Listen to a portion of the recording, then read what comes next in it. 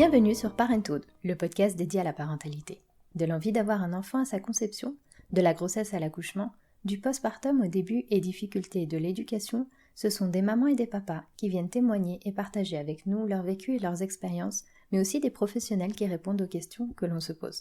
Ici, on apprend, on se rassure et on déculpabilise. Alors, on respire un grand coup et c'est parti.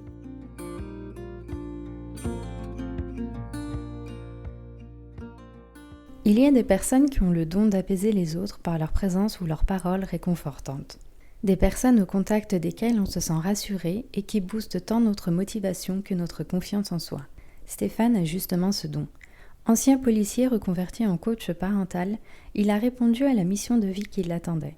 Et pourtant, il aurait pu choisir un tout autre chemin vu l'environnement familial dans lequel il a grandi. Mais il a au contraire choisi la voie de l'amour, de la bienveillance et de la douceur, autant pour lui et ses réalisations personnelles que pour ses enfants.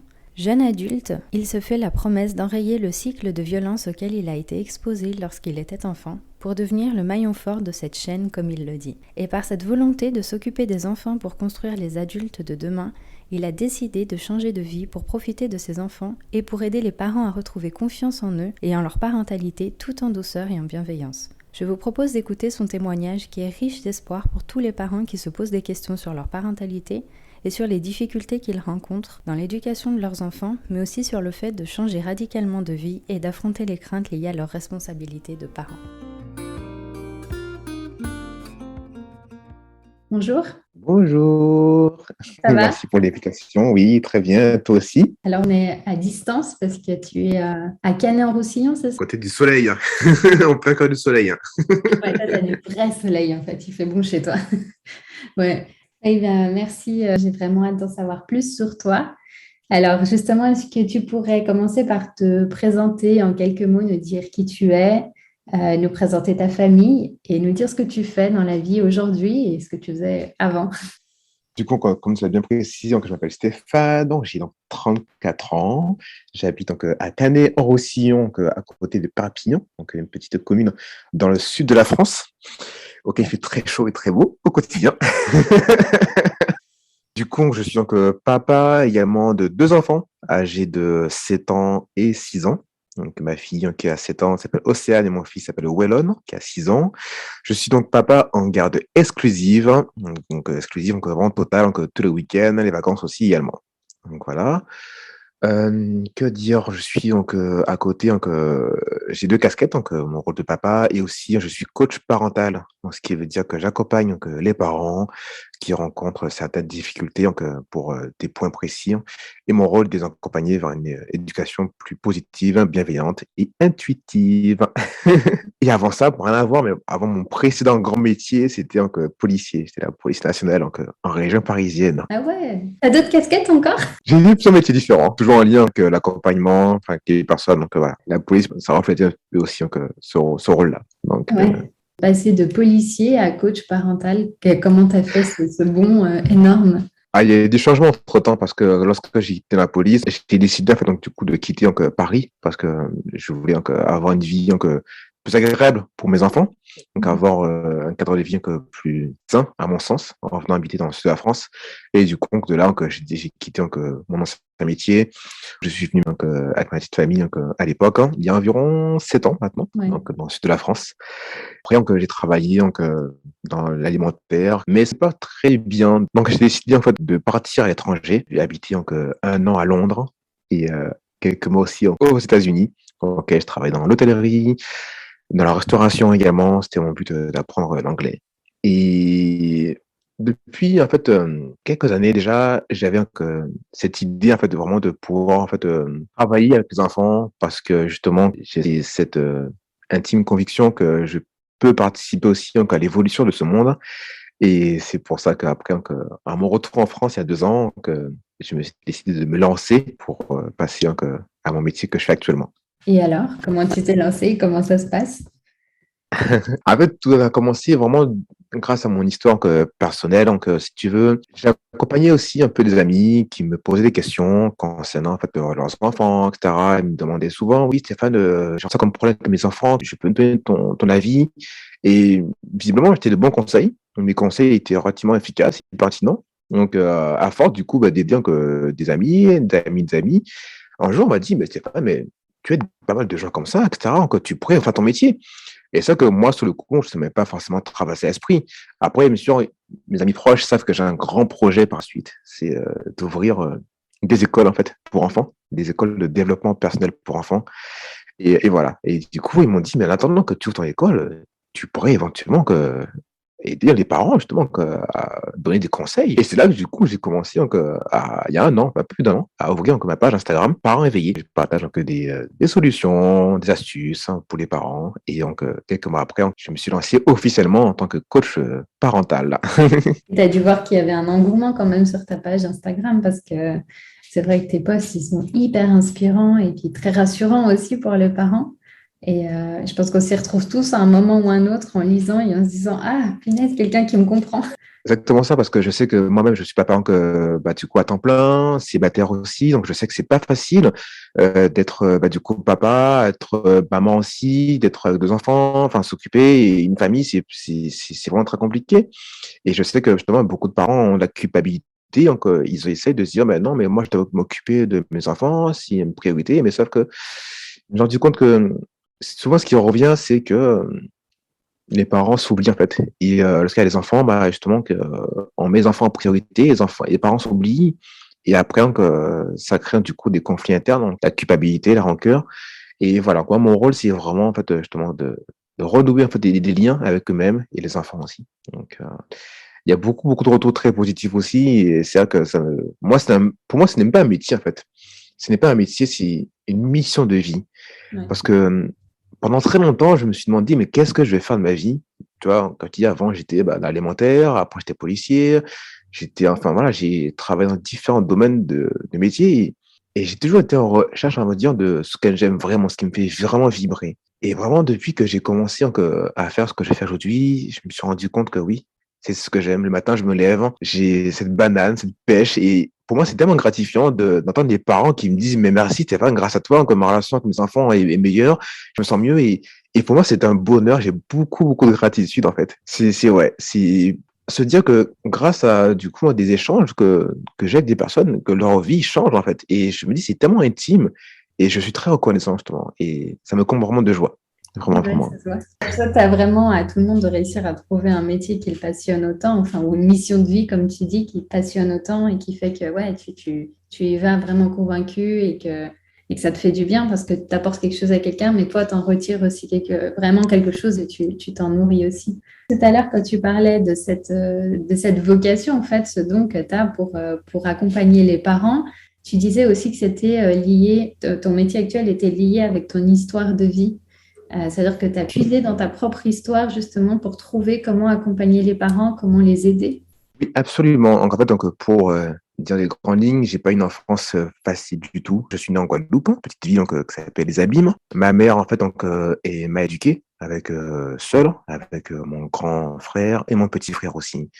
J'ai pas une enfance facile parce que j'ai grandi dans la violence, hein, donc ma mère qui était très violente, qui m'a maltraité, qui a maltraité aussi mon grand frère et mon petit frère également. Mon grand frère est parti à l'âge de 13 ans, moi à l'âge de 13 ans et mon petit frère à l'âge de 11 ans. Lorsqu'on se retrouve vraiment seul, entre guillemets, sans repère parental, on se dit, bah voilà, maintenant j'ai le choix en fait de soit partir du mauvais côté, entre guillemets, faire cette expérience qui n'est pas très agréable, soit partir du côté qui me permettra d'avoir un avenir meilleur, construire vraiment en fait une vie meilleure. Et voilà, donc à 13 ans, on commence à se poser des questions, à voir les choses différentes. On ne pense pas comme un enfant de 13 ans, on pense comme un adulte de 16 ans, 18 ans, 20 ans. Donc voilà, on va à des choses beaucoup plus en grand. Et c'est vraiment en fait à toutes les expériences que j'ai vécues étant plus jeune en fait, ce qui m'a permis de grandir davantage. Et je me suis toujours dit que l'histoire que j'ai eue avec ma mère, un père inconnu aussi, je me suis toujours dit que je veux pas que ça se reproduise avec mes enfants. C'était une volonté pour moi importante. Et je me suis toujours dit que je veux briser cette chaîne, ces schémas justement que j'ai eu en tant qu'enfant. Et je sais que justement que lorsqu'on est enfant, on reproduit justement que beaucoup de schémas répétitifs qu'on a de nos parents, nos croyances. Et je me dis que non, moi je veux être le maillon fort de ça. Et je veux justement que briser ça. Et je veux aller de l'avant. Et lorsque j'ai réussi, justement, que bien sûr, aujourd'hui, j'ai encore, bien sûr, des points améliorés, comme tout le monde, que personne n'est parfait, je le reconnais. Mais c'est vrai que je sais que j'ai réussi. J'ai réussi cette mission, ce point. C'est pour ça que, grâce à mon histoire, grâce à mon expérience aussi, donc mon expérience personnelle et professionnelle, c'est ce qui m'a vraiment permis aussi, justement, de me tourner vers ce que je fais aujourd'hui, de pouvoir impacter les personnes, en fait, en face de moi, les aider parce que je les comprends vraiment. Je les comprends quand une famille me contacte pour me dire que, ah, il y a encore des difficultés.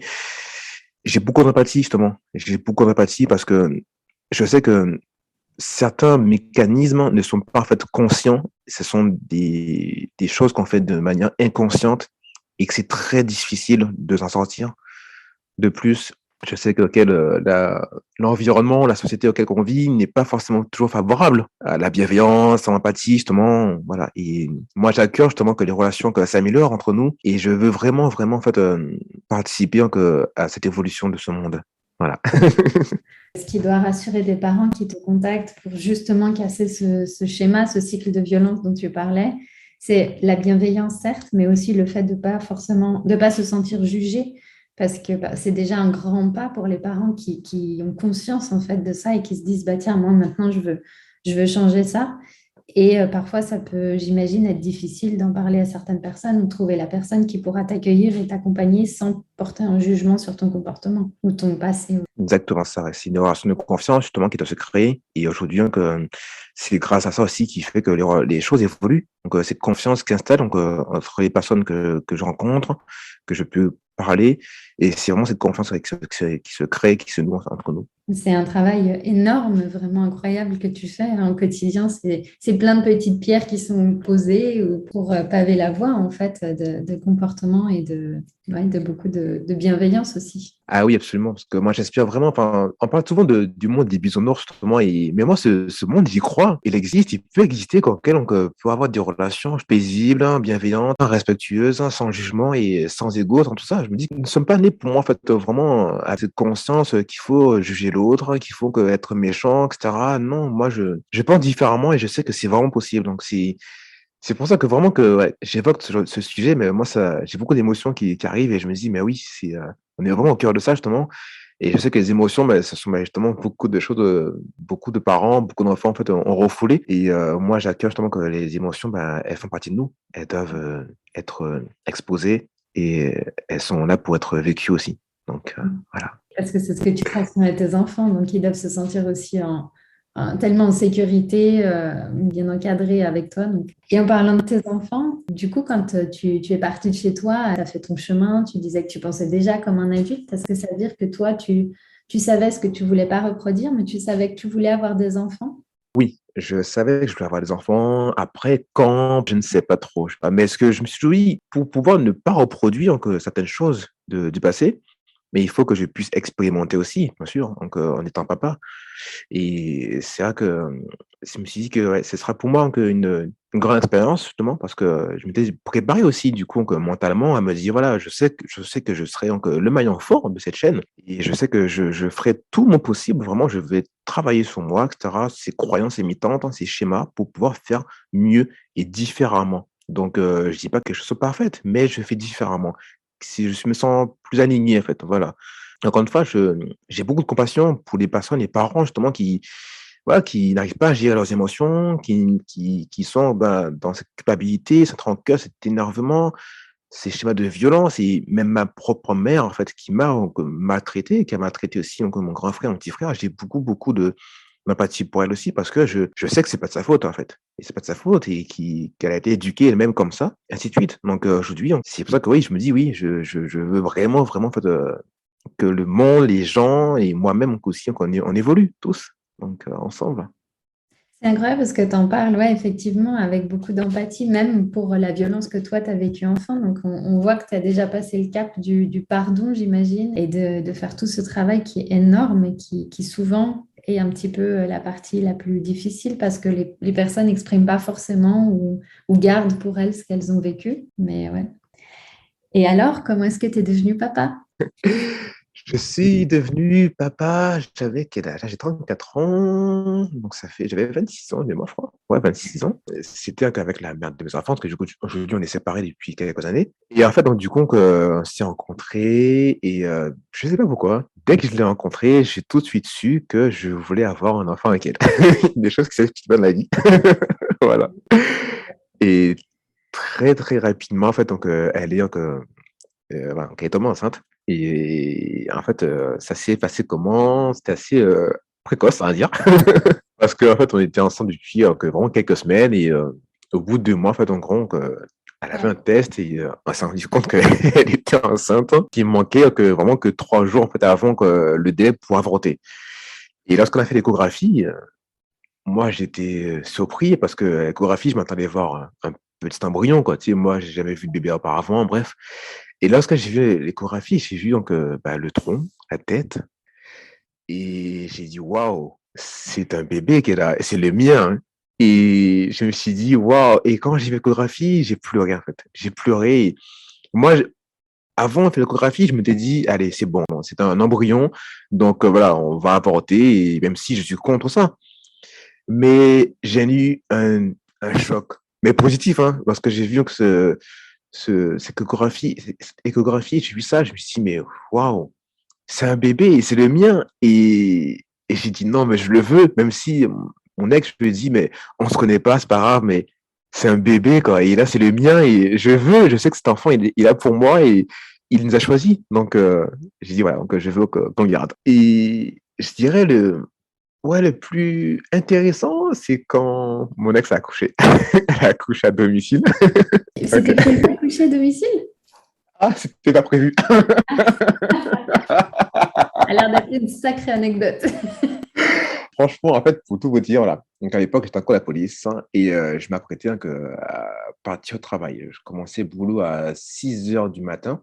Et vers 3 heures du matin, la mère de mes enfants me dit oui, j'ai des contractions, etc. Sachant que 24 heures avant, on avait été à l'hôpital, ils nous ont dit non, c'est bon, que le col n'est pas encore ouvert, etc. Que revenez chez vous et tout sera bien. Du coup, on a confiance. Donc, on retourne chez nous, etc. Le lendemain matin, en pleine nuit, la contraction qui recommence, hein, vraiment que très rapprochée. Et on s'est dit, bon, ben, on va aller à l'hôpital. Donc, le temps qu'elle sorte du lit, j'appelle mes collègues pour dire, bon, ben, je serai un peu en retard aujourd'hui. On franchit à peine la porte de l'appartement. On était dans une résidence, il y avait un ascenseur. J'appuie sur le bouton d'ascenseur et la mère de mes enfants, elle me dit, c'est trop tard. Je dis, qu'est-ce qui est trop tard? Et j'entends, mais j'entends le bébé qui pleure. Non, c'est pas vrai. Aussi. Oui, oui, il était sorti, du coup, mec, ça l'a accouché encore debout dans la culotte. Et je t'avoue que c'était le mouvement de panique totale. Mon Dieu. Ah ouais, c'était incroyable. C'était le 23 mai 2014 et il était 4 heures du matin. Tout le monde dormait. C'était un palier d'appartement. On était, je pense, près 6 voisins sur ce palier. Et là, franchement, pris de panique, j'ai crié de toutes mes forces. J'ai dit, aidez-moi, venez m'aider. J'ai tapé à toutes les portes de tous les voisins. J'ai crié, j'ai crié. J'ai dit, aidez-moi, aidez-moi. Et du coup, en fait, donc, des voisins sont sortis. Et ils sont venus donc, du coup nous aider, donc à apporter des serviettes, de l'eau, etc. Moi, j'ai pris mon téléphone portable, j'ai appelé les pompiers, mais j'ai tenté, mes mains tellement elles tremblaient, c'était horrible. J'ai jamais ressenti un peu un tel niveau de stress parce que c'était la première fois que ça m'arrive. Je sais pas, je n'étais pas papa auparavant, ça m'arrive, je me dis, mais waouh! C'est marrant parce que là, le policier, il n'est plus là. Hein. Il n'existe plus. Non, c'est clair, il n'y a plus de policier, plus rien. Alors, moi, je prends bien mon stress, je fais beaucoup de sport de combat, etc. Tout va bien, mais là, j'étais non, en mode panique totale, quoi. Et lorsque j'arrive, du coup, à appeler les pompiers, mes voisins étaient là en même temps, donc ils nous aidaient, et je dis que ma femme a accouché, etc., que le bébé est là, il est présent. Et il me dit, donc, il me pose des questions, etc. Mais je dis, madame, vous comprenez pas, le bébé, il est là devant moi, ma femme a accouché. Et j'ai dit, le bébé va mourir, je pense. Et j'ai dit qu'à la télé, il coupe le cordon ombilical. Du coup, moi, ce que j'avais fait, j'avais prévu de prendre un ciseau, tu vois. J'ai dit, bon, le cordon ombilical, je le coupe ou pas, je le coupe. Il me dit, non, mais si ne coupez pas, je dis, mais si le bébé est devant moi, je le coupais. Et franchement, j'étais paniqué. J'ai dit, mon bébé va mourir devant moi, là. Et il me dit, non, si vous le coupez, vous tuez votre bébé et votre femme aussi. J'ai dit, ah, d'accord.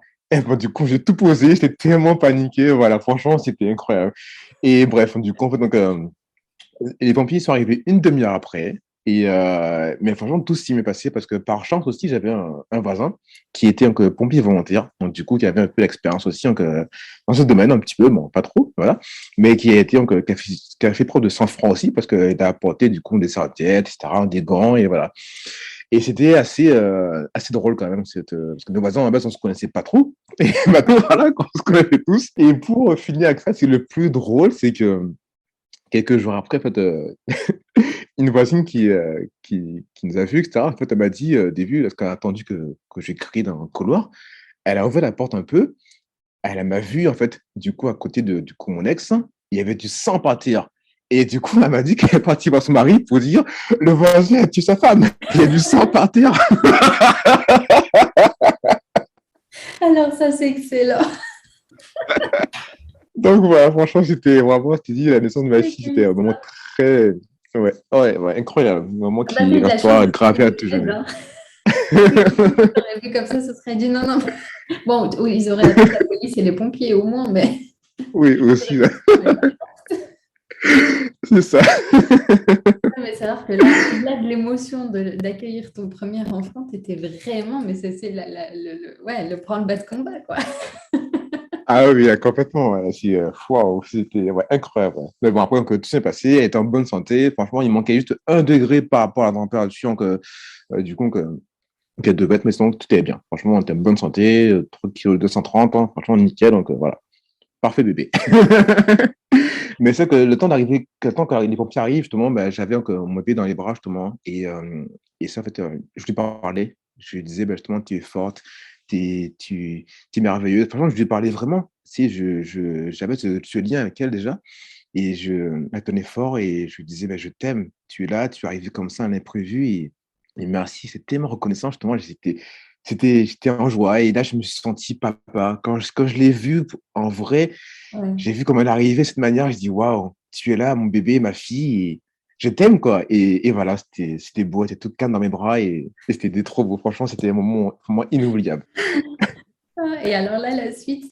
Ils sont venus une demi-heure après, etc. Après, on a été après encore à l'hôpital, tranquillement, que tout allait bien, que les contrôles étaient parfaits. Franchement, tout était très bien. Ça fait manquer 1 degré par rapport à la température normale, mais sinon, vraiment, ils m'ont dit bravo à toute l'équipe des voisins.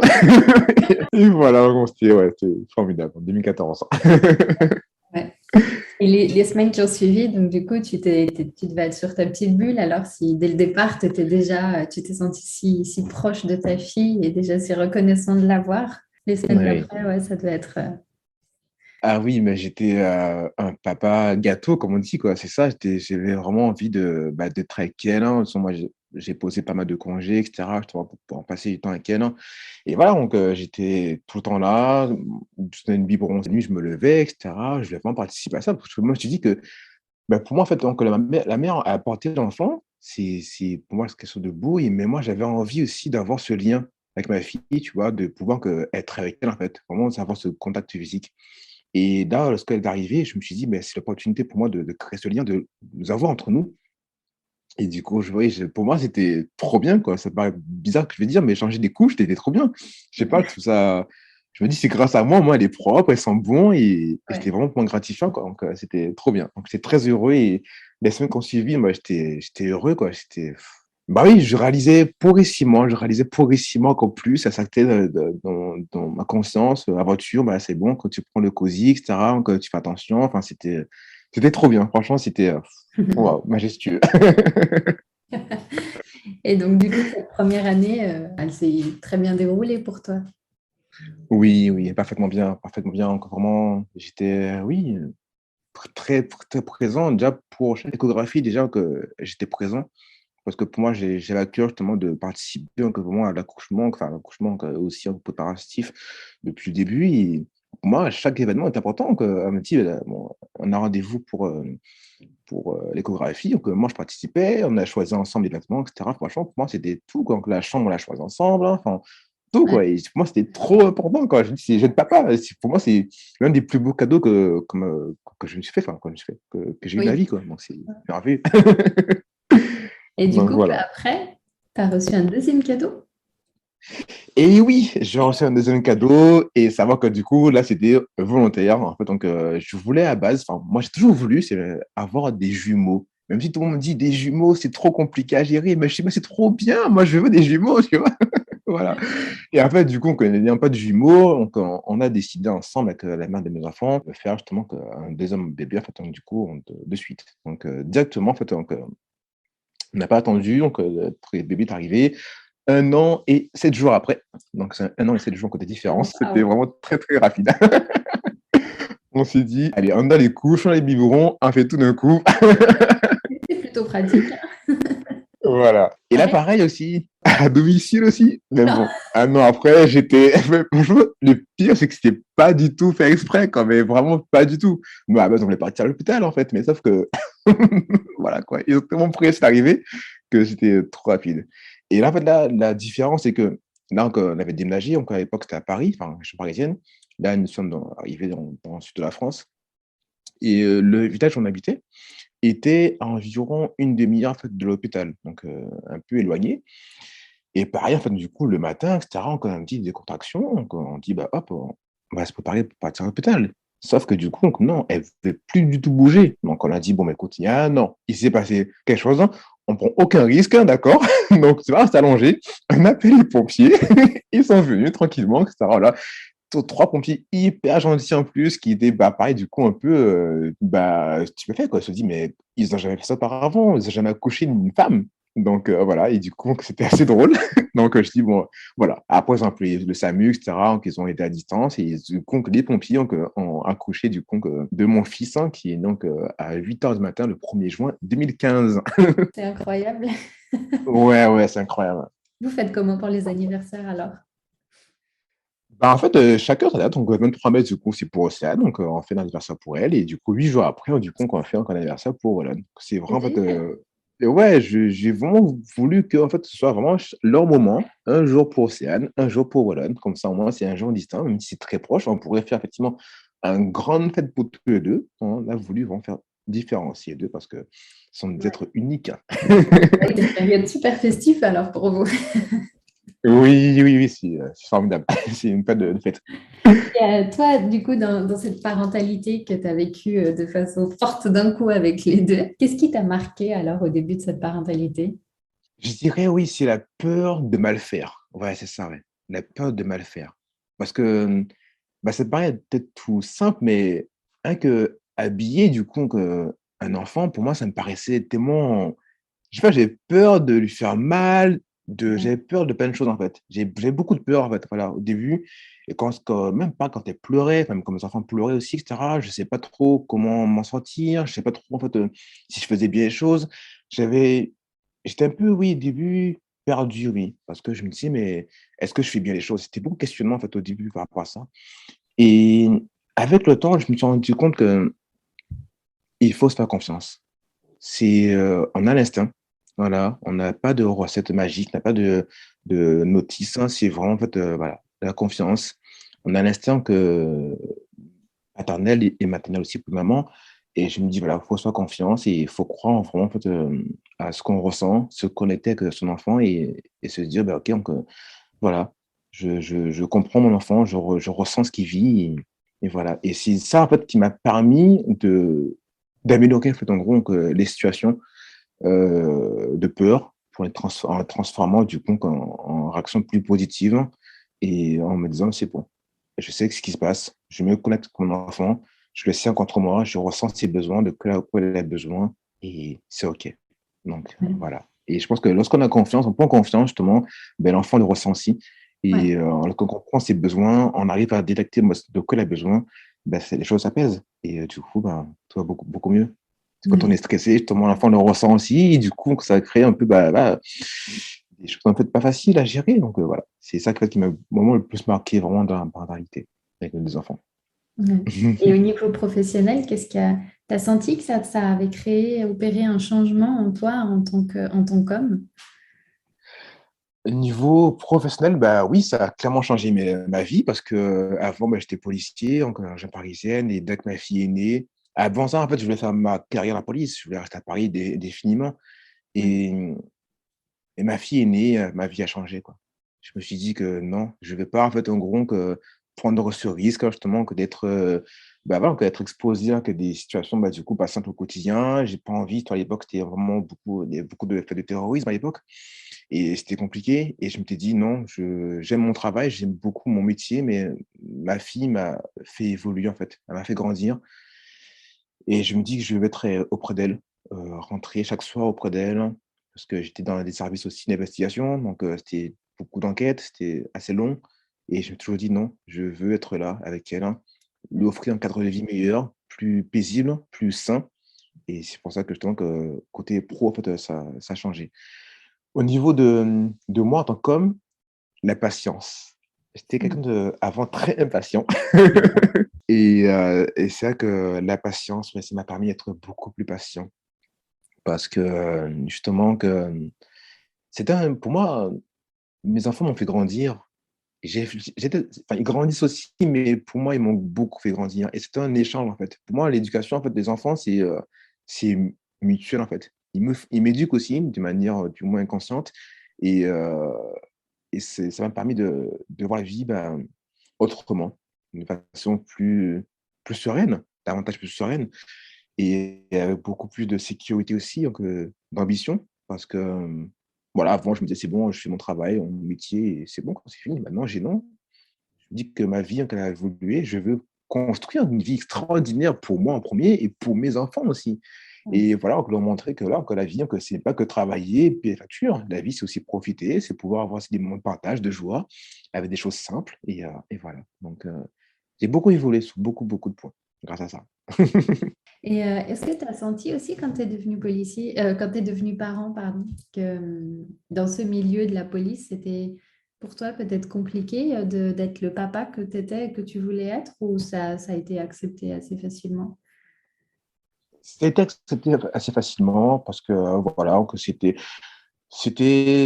simple, oui, c'était simple parce que j'avais des bons collègues, vraiment des très bons rapports avec mes collègues, hein, j'étais bien, voilà.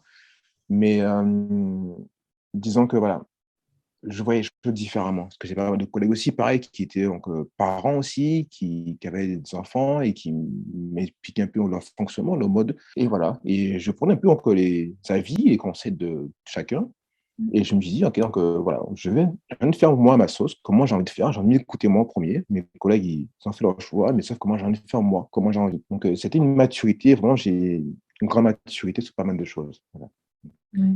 Et si tu pouvais dire quelque chose à des papas qui seraient dans une situation un peu similaire, tu sais, de devenir papa et puis de se découvrir différemment, enfin ouais, d'évoluer en fait dans sa vie privée, dans sa vie professionnelle, et notamment des papas qui aimeraient devenir entrepreneurs, par exemple, mais qui n'oseraient pas en fait tout lâcher du jour au lendemain par rapport à cette responsabilité en fait qu'on attend d'eux, un peu le papa qui travaille, qui assure aussi avec la maman, mais beaucoup la vie de famille.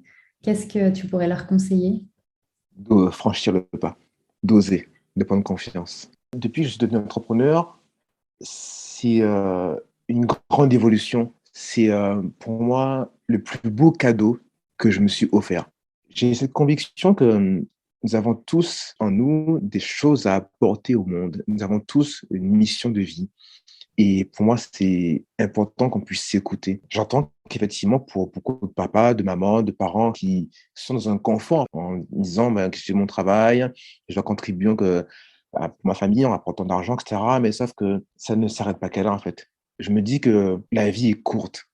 Et je me suis toujours dit ça, que la vie est courte. Et j'ai pas envie de me retrouver à 90 ans, 95 ans, sur mon lit d'hôpital, en me disant, mais j'ai passé que des années dans une carrière que je n'ai pas, j'aurais voulu faire autre chose. Et je me suis toujours dit que je ne veux pas regretter. Donc aujourd'hui, si je dois partager mon expérience, ce serait ça, en fait, vraiment d'oser, de ne pas avoir peur. La peur, justement, c'est ça qui fait qu'on recule, qu'on ne franchit pas les choses, qu'on ne sort pas de la zone de confort. Et c'est là quand on sort de sa zone de confort, quand on entreprend des choses justement, c'est là qu'on réalise qu'on est capable en fait. On est capable de bien plus qu'on ne le pense. Quand moi j'ai commencé mon statut d'auto-entrepreneur, je partais de rien, vraiment de rien. J'ai 0 €, personne ne me connaissait, enfin voilà et je me suis formé, ça a pris du temps. Je dis pas que c'est facile, c'est très difficile d'être, entrepreneur Parce que si on passe des périodes très difficiles, hein, beaucoup de pleurs, des nuits blanches, on bosse énormément. Mais quand on trouve sa mission de vie, ça ne doit plus être un travail infernal, en fait. C'est plutôt un plaisir. Parce que on fait les choses avec le cœur, en fait. Et quand on fait quelque chose qu'on aime, du coup, on a cette motivation, on a cette persévérance, cette ambition, cette envie de réussir, de pouvoir dire waouh, je me lève aujourd'hui et je le fais parce que j'aime ce que je fais. Et voilà. Mais surtout, pour moi, le plus important, c'est de s'écouter. Vraiment, c'est de s'écouter soi. Si aujourd'hui, on n'est plus en phase, on n'est plus aligné avec ce qu'on fait aujourd'hui dans son travail, dans quelque chose, il est important de s'écouter et de mettre loin toutes ces croyances en se disant oui, il faut travailler pour faire ceci, cela. Non, non, nous avons qu'une seule vie. Et il faut oser. Oser, oser, oser, oser. Et je vous assure que ça vaut vraiment le coup. C'est pas facile. Ce serait mentir de dire que oui, tout est rose, Ouais. mais c'est un enrichissement, on grandit, mais pour moi, c'est merveilleux. Donc, à toutes les personnes qui ont cette envie d'entreprendre aussi, allez-y, quoi. En 2022, allez-y. On peut partir sans rien, partir de zéro et réussir. Et moi, je suis en train de construire mon nid. Je n'ai pas encore réussi comme je voudrais, mais je construis aujourd'hui. Ça fait qu'un an que j'ai commencé, mais les choses évoluent. Et je me dis, mais waouh, gratitude. Donc, quitter ta zone de confort, c'est ça aussi, quoi. C'est pouvoir évoluer, s'envoler. C'est prendre ses ailes et s'envoler vers son chemin de vie. Voilà. Merci. Merci beaucoup. Et il y a des choses que tu ferais différemment par rapport à ça? Avant, j'étais, comme je te dis, avant, j'étais impatient. Je voulais toujours en fait, faire trop vite. Moi, je voulais absolument des résultats de suite. Je me dis, c'est bon, je mets une action en place, je veux que ça paye de suite. J'étais impatient. Et disons que si j'aurais dû faire autrement, je pense que oui, je prendrais les choses avec un peu plus de recul, en me disant qu'il faut accepter. Accepter parce que lorsqu'on veut les choses tout de suite, on est impatient, ça crée la frustration, du stress, de l'anxiété. Et parfois, ça m'arrive aussi effectivement de tellement travailler, d'être malade physiquement, quoi, de m'être, oui, pas bien, oui. Et lorsqu'on se met une pression énorme, en fait, bah, c'est contre-productif. OK, on se dit: «Il faut travailler beaucoup plus pour gagner plus» et cetera, mais non, pas forcément. Il faut trouver un équilibre et aujourd'hui, j'apprends encore aujourd'hui donc à trouver cet équilibre en me disant: «Voilà, donc j'ai du temps pour moi, j'ai du temps pour mon travail, j'ai du temps pour mes enfants, j'ai du temps pour, tout ça». Et il n'y a pas que donc 90 travail, 8 les enfants et 2 en fait, pour moi. Non, il faut trouver un équilibre entre tout. Et pour moi, j'aurais dû faire autrement, je l'aurais fait cette équipe depuis le début. Voilà. Ok. Et est-ce qu'il y a quelque chose que tu aimerais te dire à ton ancien toi avant d'être papa? Un conseil que tu pourrais te donner à toi-même? Quelque chose que tu aurais aimé savoir avant de devenir papa? J'aurais dit: «Fais-toi davantage confiance Stéphane», ouais. Parce que j'étais auparavant un peu, oui, dans la peur, dans les craintes, dans les croyances limitantes, toute cette chose qui me bloquait, tu vois? Et tu as envie de faire quelque chose, mais sauf que du coup, tu as une chose qui te dit: «Non, fais pas ça, tu n'y arriveras pas» et cetera. Tu as peur et voilà. Et du coup, ça te faisait un peu perdre confiance en toi, en fait. Et du coup, que si je devais parler à moi d'avant, je dirais: «Oui Stéphane, avant d'être papa, ose, fais des choses, fais ce que tu as envie de faire, quoi», tu vois? Et quoi qu'il arrive, tout ira bien, tout est juste et n'aie plus peur en fait, avance en confiance et c'est ce que je pourrais dire, ouais. Parce que, ouais, j'ai beaucoup hésité, beaucoup d'hésitation, beaucoup de peur auparavant, ouais. Et ouais, quand je vois qu'aujourd'hui j'ai grandi, j'ai mûri, je me dis: «Mais ouais, mais Stéphane, pourquoi tu as fait ça? Donc fais autrement». Donc voilà, c'est l'expérience qui parle aussi, donc c'est intéressant de voir comme ça aussi. Oui, Donc c'est vrai. voilà. Qu'est-ce qui te plaît aujourd'hui dans la parentalité, le fait d'être papa de tes deux enfants? Oh, ce qui me plaît le plus, c'est de me dire que, ben, entre guillemets, «grâce à moi», en fait, je suis en train de f construire, en fait, du coup, l'adulte de demain, quoi. Ouais, Voilà et ça me passionne énormément. Je me dis qu'aujourd'hui, je suis en train de planter des graines, en fait ouais, et elles vont pousser un jour, elles vont sortir de terre et ces adultes, parce qu'ils seront plus tard donc dans la même situation, papa ou aussi entrepreneur ou salarié, peu importe, ils auront toutes ces choses qu'ils ont appris depuis petit, en fait. Parce que moi, j'ai cette conviction que si on met justement des bonnes choses, de bonnes plantes au fond du cœur de chaque enfant, dès sa tendre enfance, plus tard, sera des adultes extraordinaires. Ouais. Et pour moi, c'est ça qui me plaît le plus. Que mes enfants, par exemple, chaque soir, ils font des affirmations positives avant de se coucher. Voilà. Ils se répètent chaque soir que je m'aime, hein, je suis intelligent, je suis intelligente, hein.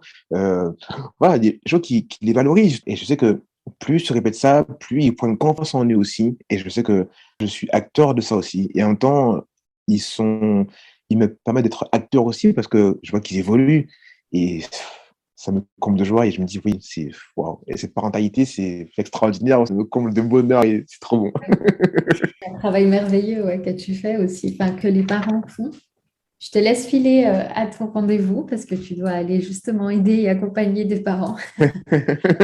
Merci infiniment pour ton temps. Merci de t'être présenté, d'avoir donné tous ces conseils et tout. Et ouais, c'était vraiment enrichissant. Merci beaucoup.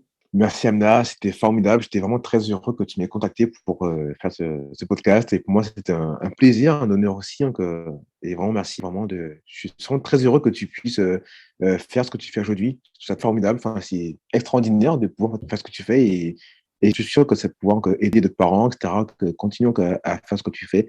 C'est formidable. Et vraiment, merci à toi. Merci beaucoup.